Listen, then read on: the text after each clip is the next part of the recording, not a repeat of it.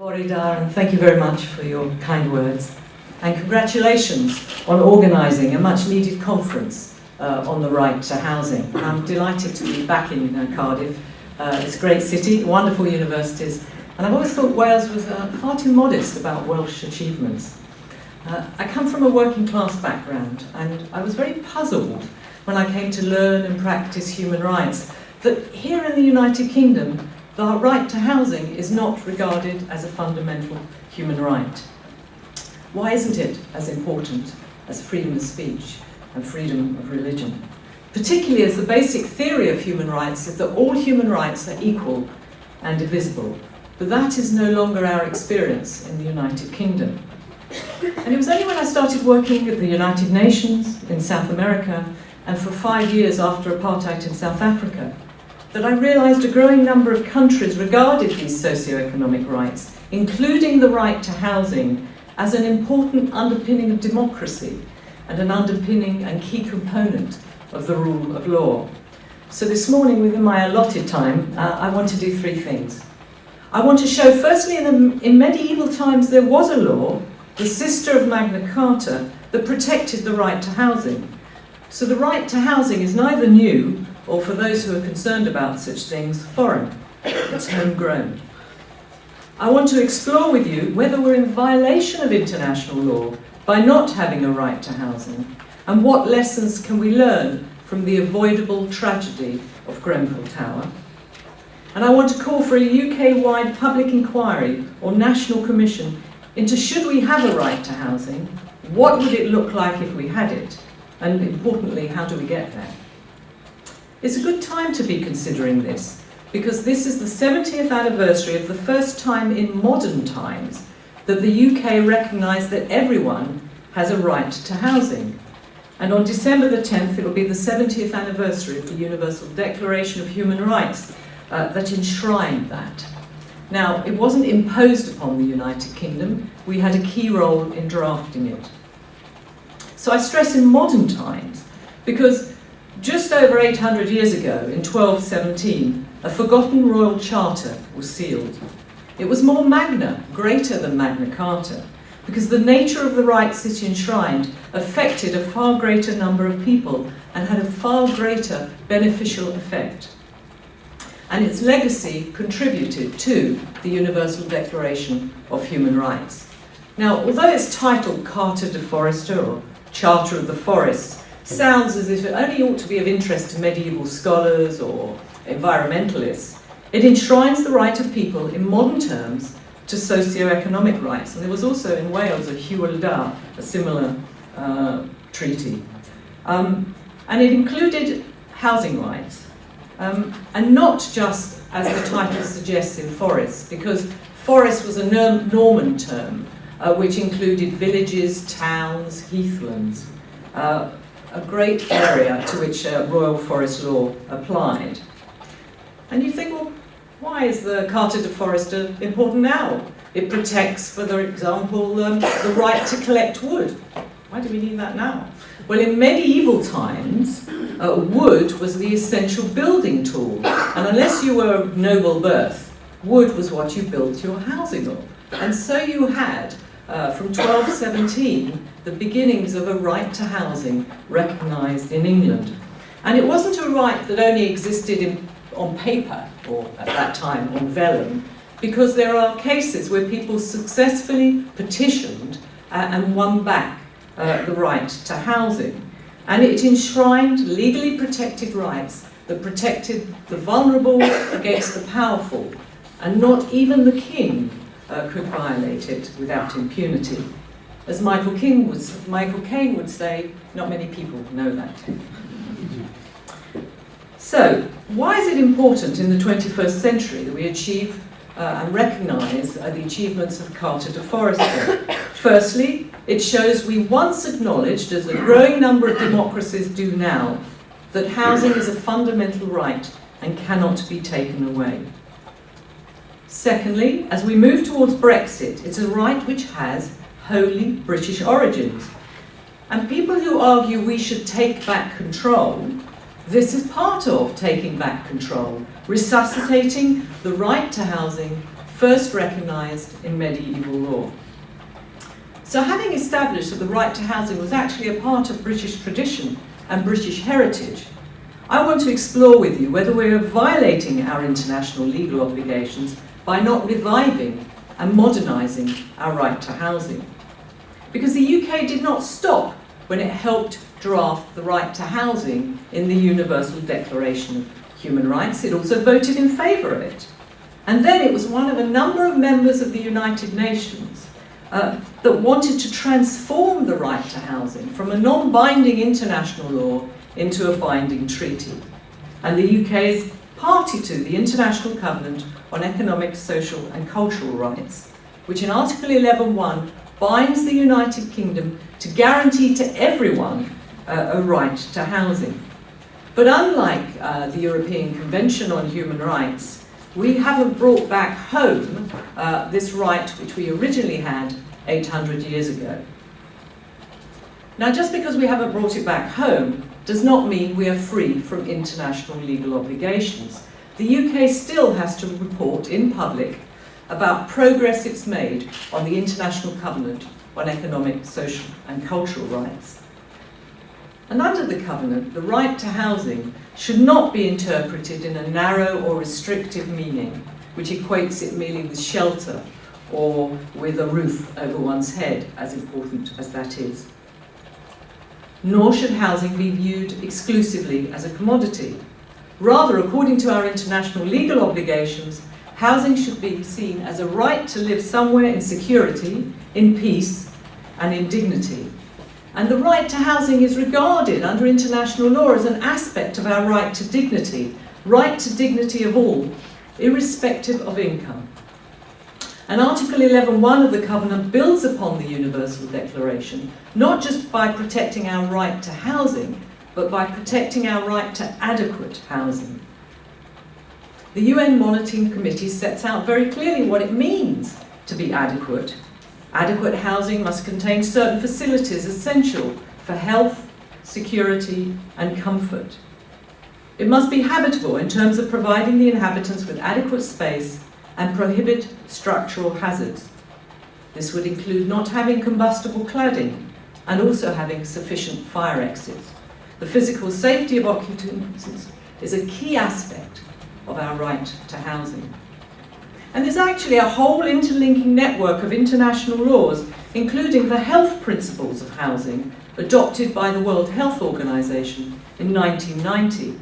And the UK is particularly directed to giving due priority to these social groups living in unfavourable conditions, and not by placing them at the bottom of the pile, but giving them particular consideration. Recently, the United Nations Committee on Economic, Social and Cultural Rights criticised the United Kingdom because, unlike a growing number of modern democracies, we only have the welfare state.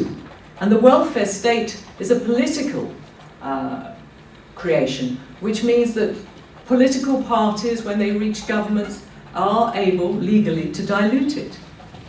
So what can we do about this? And what, importantly, does the UN also think we should do about it? As I said, the International Covenant is monitored by this particular committee. And in its last report, it stated clearly that the UN committee urges the UK to fully incorporate the Covenant into national law, and that victims should have full access to effective legal remedies. And that's the position in some European states, including Spain and Portugal. Some Commonwealth states as well, such as South Africa, have a right to adequate housing in their National Bill of Rights, the equivalent of our Human Rights Act. And this is also the same for many countries in South America. So we are falling behind a growing number of democracies. So what would be the advantages in incorporating a right to adequate housing into UK law, both for individuals and for government? Firstly, the right would be clearly stated, so everyone, citizens and governments, would know their entitlements. It would mean that when framing social policies, a government would have to consider whether the changes regarding universal credit would violate, either directly or indirectly, a right to adequate housing. Secondly, it would have the consequence of making human rights more popular in the UK, because the right to adequate housing impinges on everybody's daily life, it would be very difficult to argue incorrectly that human rights only applies to criminals and to immigrants, something which we hear quite a lot of. So there'd be a rebalancing of human rights. It would also mean the government had to consider all generations, old and young. It would not pit one generation against each other. It would have to consider all abilities, those who are physically able and those who have physical and mental disabilities, and not pit one against each other. And it would mean that housing would be protected even during periods of recession and austerity. Now, this is not rosy-eyed thinking. International law does not regard housing as resource blind, because the right to housing under international law are qualified, so the government is under a duty to implement, according to the maximum available resources, and importantly, progressively, the right to housing. And maximum available resources does not only include finance. The approach is that of the Nobel Prize winner, Amartya Sen, the prize-winning economist, who defines resources, including a wide range of resources, including the energy of civil society. Another advantage is the right to housing, as originated in the Carta de Forester, sets out minimum standards, which, if enshrined now, would make it unlawful for a government to weaken. Inasmuch as we can say we have constitutional rights, and we don't have a written constitution, a right to adequate housing will be placed on the very same level as the Human Rights Act, and so will be very difficult to weaken. There are also advantages for governments by incorporating the right to adequate housing. It gives guidance to our national parliaments in framing legislation, making it less likely to be challenged by the courts and treaty bodies. So how would the right to housing work in practice? Now, in this we can learn from other countries. It will become what is known as a justiciable right, meaning governments, local authorities could be taken to court if the right is violated. Let's just take a moment and explore how this operated and operates in South Africa, less wealthy than all of our nations, and you can see, if it operates that well in South Africa, how better it will operate in the United Kingdom with our additional resources. In the case of the occupiers of 51 Olivier Road, the city of Johannesburg sought to evict men, women and children from 2 buildings in the inner city. It was all a part of the Johannesburg Inner Generation Strategy, the Inner City Generation Strategy.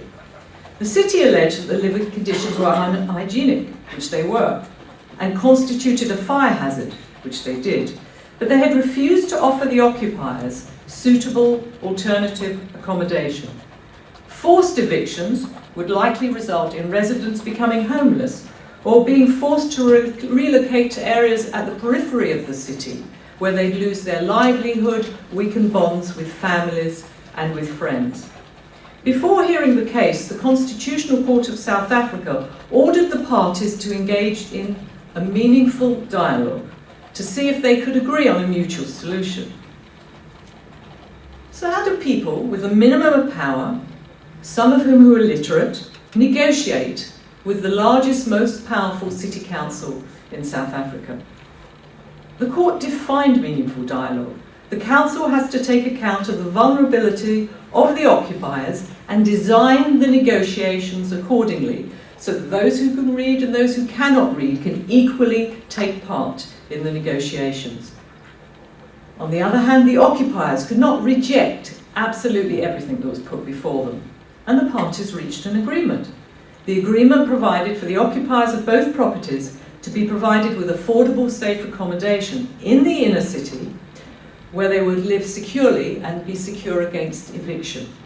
And the ruling had implications for 67,000 lower income residents in Johannesburg, and more than that, hundreds of thousands throughout South Africa. What is key is that the court ordered the agreement come back to the court to ensure that it complied with the right to adequate housing.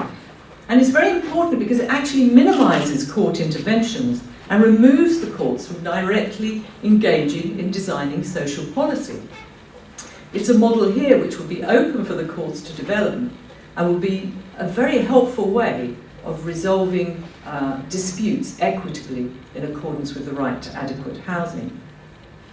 No government, like the rest of us, is infallible, and having an impartial testing of a policy that affects the most vulnerable in the courts provides the safety net which all of us can benefit from. In the meantime, we don't have to wait for parliaments to change their minds and incorporate a right to adequate housing. Parliament in London, in Westminster, could do something very effective very quickly. It could even do it by tomorrow. In addition to the International Covenant on Economic, Social and Cultural Rights, there's an optional protocol, an optional treaty on economic, social and cultural rights, which we in the UK are not party to, but which a number of countries, including European countries, are. Under the optional protocol, communications can be submitted by or on behalf of individuals or groups of individuals alleging to be a victim of a violation of any of the economic, social and cultural rights in the Covenant, including the right to adequate housing. This is a very important remedy, and only last June the UN Committee ruled on a case brought against Spain. It concerned the dire housing situation in Spain following on from the recession and all the austerity measures that the Spanish government took. It concerned the situation of very low-income tenants in private rental accommodation in Madrid who were evicted into homelessness. The committee found a violation of the right to adequate housing. The committee said whilst the eviction was justified, the failure of Spain to provide alternative housing to the tenants who brought the complaint amounted to a violation of their right to adequate housing, because Spain was not able to convincingly demonstrate that it had taken all reasonable measures up to the maximum available resources to satisfy these tenants' right to an adequate housing. And so the government very easily could ratify by tomorrow the optional protocol. And if governments feel confident that their housing laws and policies meet these international obligations, then they have nothing to fear by allowing us to petition the UN Committee. And when I say governments, I mean governments of all political persuasion. There is a second interim solution. The UK could follow the Welsh example. Wales requires ministers to have due regard to the Convention on the Rights of the Child. Wales and the United Kingdom could do the same for the International Covenant on Economic, Social and Cultural Rights, so ministers would have to pay due regard to the right to adequate housing for everyone. So these would be two interim approaches. But because of the urgency of homelessness, the quality of some of our social housing, the increasing unaffordability of both renting and buying homes for people of all ages, we need to call for a public inquiry or a national commission to ask, do we need a right to housing, and what is the best way to implement it? And one of the reasons for the inquiry is also, as the Minister said, we need a change of ethos around housing. In London, I've seen houses, blocks of flats which have two entrances, the same block of flats, two entrances, one for private, and I can see some people nodding here who recognise it, unfortunately, one for those who are in social housing, one for those who are in private housing. What are we saying about people that they need to be divided like that? The avoidable tragedy, I think, of Grenfell Tower reminds us of this. On Monday, the Grenfell inquiry will begin in earnest with a commemoration of the dead. Then the first phase will inquire how the fire started and spread. In July, the firefighters will give evidence, and in September, the survivors, the bereaved, and the local residents. And then an interim report will be issued. Then for the second phase, the panel will be expanded to investigate all the policy issues which caused the fire to spread. I'm not suggesting that the Grenfell inquiry should inquire into any depth into whether the UK should have a right to adequate housing, as this would delay their findings, and the survivors and the families and the bereaved have suffered too much.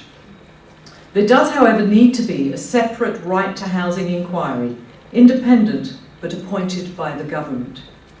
We already have a right to life under the Human Rights Act, and we have to ask, if we also had a right to adequate housing in the United Kingdom, would the concerns of the Grenfell residents have been taken more seriously?